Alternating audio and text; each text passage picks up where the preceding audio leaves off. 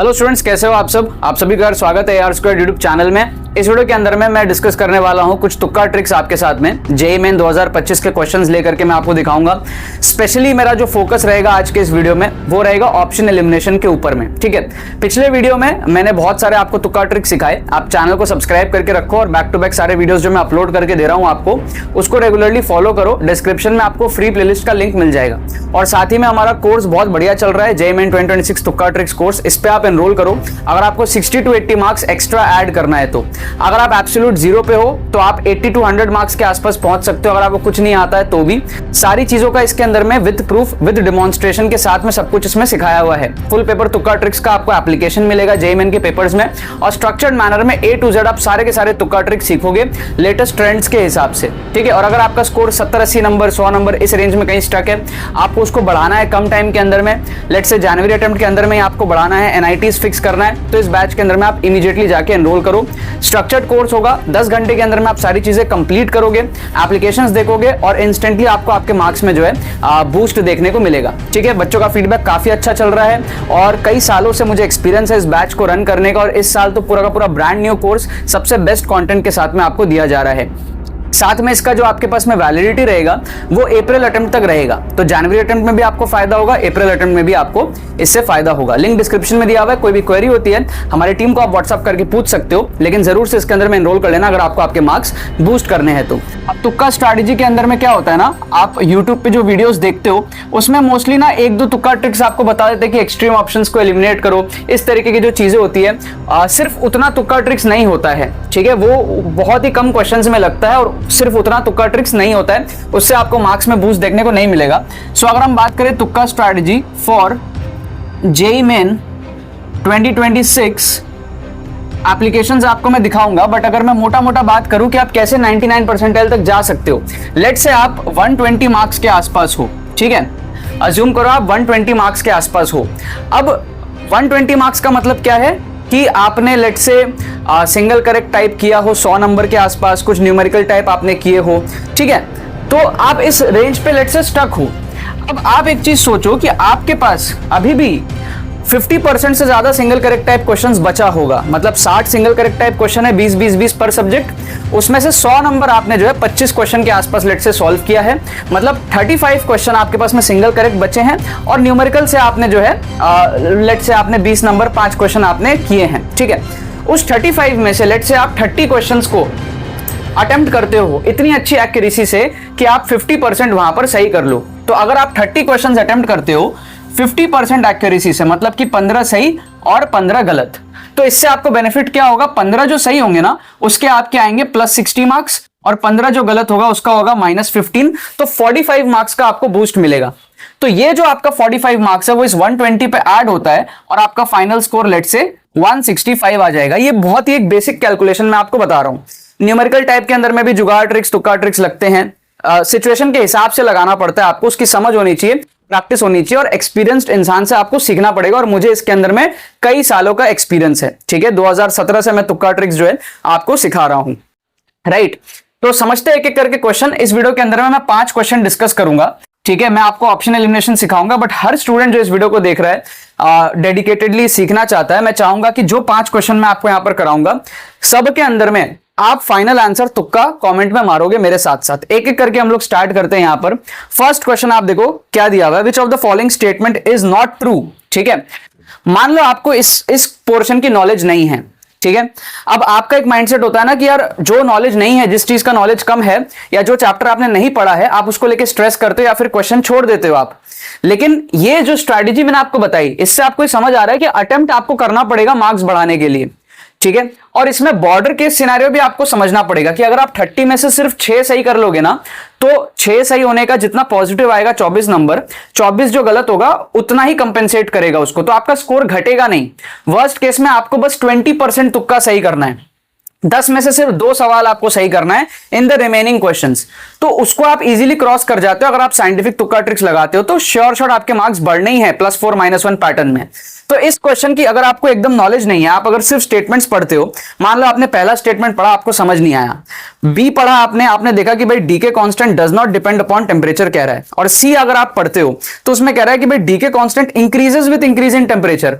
अब देखो ये दोनों ऑप्शंस जो है, मान लो आपने डी पढ़ा, आपको नहीं समझ आया, बी और सी जो है ना, ये दोनों देखो टेम्परेचर से रिलेटेड है, ठीक है। ऑप्शन बी में क्या कह रहा है कि does not depend upon temperature.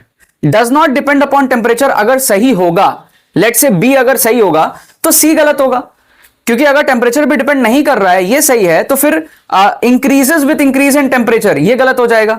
या फिर वाइस वर्सा, अगर डी के constant increase with increase in temperature ये अगर सही है, मतलब सी अगर सही है, तो फिर बी गलत होगा, क्योंकि उसमें कह रहा है does not depend upon temperature. तो कहीं ना कहीं झोल है इसमें, बी और सी। यहां पर हमने एक लूपहोल खोज लिया कि बी और सी में से कोई एक गलत होगा, क्योंकि बी अगर सही होगा तो सी गलत होगा, सी सही होगा तो फिर बी हमारे पास में गलत होगा। तो तुक्का मारने के लिए बेस्ट ऑप्शंस क्या है, बी और सी है इसके अंदर में। ठीक है, क्या आपको बात समझ में आया कि भाई आपको कमेंट करना है अभी बी होगा या फिर सी होगा। आपको अगर नॉलेज है तो आप कमेंट करो, या फिर आप ऐसे ही बस गेस करो, ठीक है, for your own practice. Question number 2 आप देखो, क्वेश्चन नंबर 2 में क्या दिया हुआ है, area of the region inside the circle and outside the parabola is. तो सबसे पहले जो ऑप्शंस है ना, उसको आप देखो कि भाई कितना है ऑप्शंस। पाई की वैल्यू हमको पता है 3.14 होता है, रफली 3 के आसपास। तो ऑप्शन ए जो हमारे पास में है ना, उसकी वैल्यू रफली कितनी आएगी, 6 × 3 है ना, 6 3 18 समथिंग हो जाएगा, 19 के आसपास हो जाएगा। पाई को 3.14 रफली लेंगे तो 18 में से 8 माइनस करेंगे तो ये 10 के आसपास आ रहा है। ऑप्शन बी अगर आप देखते हो 3 पाई -8, पाई की वैल्यू 3.14 अगर आप लोगे तो 9 पॉइंट समथिंग आएगा, -8 करेंगे तो 1 पॉइंट समथिंग आएगा ऑप्शन बी। ऑप्शन सी को अगर आप देखते हो तो 6 पाई -16, पाई की वैल्यू 3.14, 6 3 18 पॉइंट समथिंग आएगा, -16 करेंगे, कुछ 2-3 के आसपास आएगा इसका वैल्यू, 2 पॉइंट समथिंग आएगा। और ऑप्शन डी में अगर आप देखते हो कि भाई 3 पाई +8 प्लस में है तो पाई की वैल्यू 3 के आसपास है, 9 + 8 17 पॉइंट समथिंग, काफी बड़ा आ जाएगा। तो इससे हमको क्या समझ आ रहा है कि अगर हम इसका डायग्राम बनाते हैं तो वी कैन प्रेडिक्ट कि आंसर जो है किस रेंज में होगा। ठीक है, थोड़ा सा हम यहां पर गेसवर्क कर सकते हैं। तो आप सबसे पहले ये देखो कि इसका डायग्राम आपको बनाना है। अब डायग्राम बनाने के लिए क्या है कि भाई 2√3 कितना होता है अप्रोक्सीमेटली देख लो। √3 को आप 1.7 लोगे तो 1.7 × 2 3.4 आ जाएगा आपका। तो आप क्या करो ना, इस तरीके से पहले डायग्राम बना लो। मैं यहां पर जो आपको डायग्राम बनाने की कोशिश करता हूं और आपको दिखाता हूं कैसे करना होता है। लेट्स से ये एक्स एक्सिस है, ये हमारे पास में वाई एक्सिस है। तो अगर आप सर्कल का इक्वेशन देखोगे तो दैट इज व्हाट, x - 2√3 का square plus y square equals to 2√3 का स्क्वायर ही होता है 12। ठीक है, तो radius is 2√3 basically. 2√3 is basically 3.4 approximately. तो ना थोड़ा सा नंबरिंग कर लो आप, 1 2 3 4, तो 3.4 रफली कहां आएगा, यहां पे कहीं पर आएगा। ठीक है, तो ये बेसिकली है क्या, एक स्टैंडर्ड सर्कल को हम अगर शिफ्ट कर दें 2√3 है ना, मतलब 3.4 पे अगर हम शिफ्ट कर दें तो लगभग वैसा ही सर्कल है, मतलब इसका जो रेडियस रहेगा ना वो 3.4 के आसपास रहेगा। ठीक है, तो इसका मतलब ये एक पॉइंट हो जाएगा। 3.4 अगर हम आगे चले जाएं है ना, तो ये हमारे पास में 4 है, 5 6 7 रफली 7 के आसपास आ जाएगा। ऊपर हमें जाना पड़ेगा 3.4, मतलब कि 1 2 3 4 ऊपर चले जाएंगे 3.4 के आसपास रफली यहां, और नीचे चले जाएंगे हम 1 2 3 4 3.4 के आसपास रफली यहां। तो एक रफ सा हम यहां पर सर्कल प्लॉट कर सकते हैं। ठीक है, एग्जैक्ट बनाने की जरूरत नहीं है, बट एक रफ सर्कल हम यहां पर थोड़ा सा बनाने की कोशिश कर सकते हैं। डायग्राम में थोड़ी बहुत हमारे पास में हेरफेर होगी, बट हमें बस एक चेक करना है कि भाई एरिया किस रेंज में होने की पॉसिबिलिटी है। इस सर्कल का एरिया कितना होगा, सर्कल का एरिया होता है πr², राइट। तो सर्कल का एरिया अगर हम πr² करें, r² हमको पता है 12 है और पाई की वैल्यू होती है 3.14, तो ये अप्रोक्सीमेटली 36 to 40 के बीच में कहीं पर आएगा। तो इसका एरिया रफली मैं समझ लेता हूं, लेट्स से 37 के आसपास सर्कल का एरिया, राइट। अब बोल क्या रहा है, पैराबोला है, y² इक्वल्स टू 2√3x। ठीक है, तो x को 0 लेंगे तो y 0 आएगा, मतलब ये एक पॉइंट हो गया पैराबोला पे। और x को अगर आप लेते हो 2√3 तो y आपका क्या आएगा, ±√12, मतलब ±2√3 आएगा। तो x को अगर मैं लेता हूं 2√3 तो y आएगा +2√3 और -2√3, मतलब यही वाला पॉइंट हो गया। तो पैराबोला जो है ना वो कुछ इस तरीके से होगा। पैराबोला कुछ इस तरीके से होगा। अब हमको एरिया कौन सा चाहिए, जो सर्कल के अंदर हो और पैराबोला के बाहर हो, मतलब ये वाला एरिया हमको यहां पर चाहिए। अब आप एक चीज सोचो कि अगर सर्कल का एरिया 37 के आसपास है, ये जो सेमी सर्कल है इसका एरिया कुछ होगा 18 के आसपास, 19 के आसपास। अब उसमें से आप सोचो ये इतना सा एरिया कितना कम है ना, 17 नहीं हो सकता, 10 भी नहीं हो सकता, है ना। 10 होता तो क्या होता कि भाई 18 का 50% के आसपास तो आता है, तो 50% से काफी कम दिख रहा है। ये जो सेमी सर्कल है, राइट वाले को छोड़ दो आप, 37 को बाई 2 कर दिया, ये जो सेमी सर्कल है ये 18 के आसपास होगा, उसमें ये बहुत ही छोटा पार्ट दिख रहा है, इसका मतलब बी या फिर सी में से आंसर होगा।